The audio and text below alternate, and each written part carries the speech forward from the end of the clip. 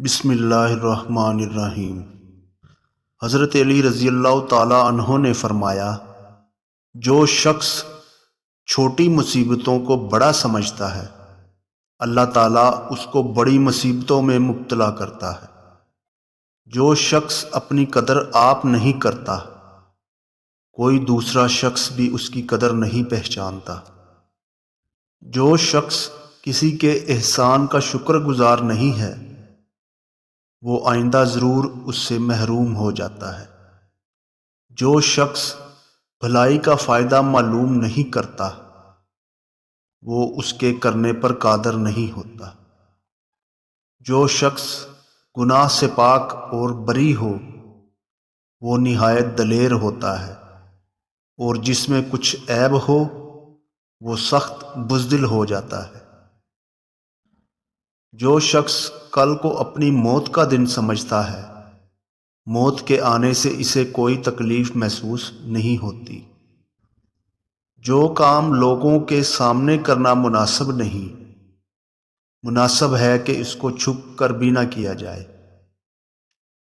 اللہ تعالیٰ کی اطاعت اپنی جان پر جبر کرنے کے بغیر حاصل نہیں ہوتی۔ جس شخص کا علم اس کی عقل سے زیادہ ہو جاتا ہے وہ اس کے لیے وبال ہو جاتا ہے۔ شریر عورتوں سے بالکل برکنار رہو، اور جو بھلی مانس ہوں ان سے بھی ہوشیار رہو۔ لوگوں کے سامنے نصیحت کرنا ایک طرح کی ملامت ہے۔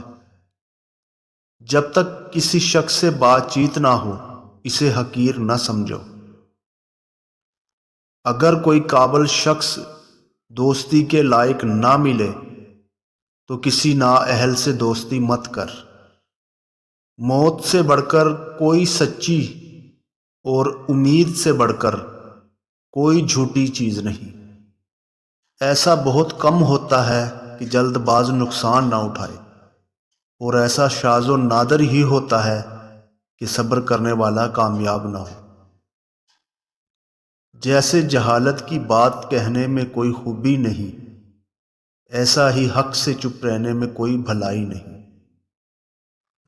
سچا آدمی سچائی کی بدولت اس مرتبہ کو پہنچ جاتا ہے جسے جھوٹا آدمی مکر و حیلہ سے نہیں پا سکتا۔ آدمی کی عقل اس کے کلام کی خوبی سے اور شرافت اس کے افعال کی عمدگی سے ظاہر ہوتی ہے۔ اپنی عقلوں کو ناقص سمجھے رہو کہ عقل پر بھروسہ کرنے سے غلطی سرزد ہو جاتی ہے۔ دولت مندی کی مستی سے اللہ کی پناہ مانگو، یہ ایک ایسی مستی ہے کہ اس سے بہت دیر میں ہوش آتا ہے۔ بدکاروں کی صحبت سے بچا رہ کہ برائی برائی سے جلد مل جاتی ہے۔ لوگوں کو طلب علم میں اس وجہ سے بے رغبتی پیدا ہوتی ہے کہ بہت سے عالم اپنے علم پر عمل کم کرتے ہیں۔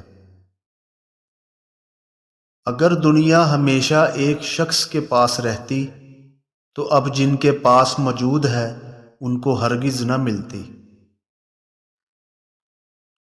ہر ایک چیز کے لیے زکوٰۃ ہے، اور عقل کی زکوٰۃ نادانوں کی باتوں پر تحمل کرنا ہے۔ تیرا نفس تجھ سے وہی کام کرائے گا جس کے ساتھ تو نے اسے مانوس بنایا ہے۔ وہ شخص تیرا بھائی نہیں ہے جس کی خاطر مدارت کرنے کی تجھے حاجت ہو۔ جب تک نحوست کا مزہ نہ چکھے تب تک سعادت کی لذت محسوس نہیں ہو سکتی۔ اللہ تعالیٰ سے صلح رکھ کہ آخرت سلامت رہے، اور لوگوں سے صلح رکھ کہ دنیا برباد نہ ہو۔ اللہ تعالیٰ کے راضی ہونے کی علامت یہ ہے کہ بندہ اس کی تقدیر پر راضی ہو۔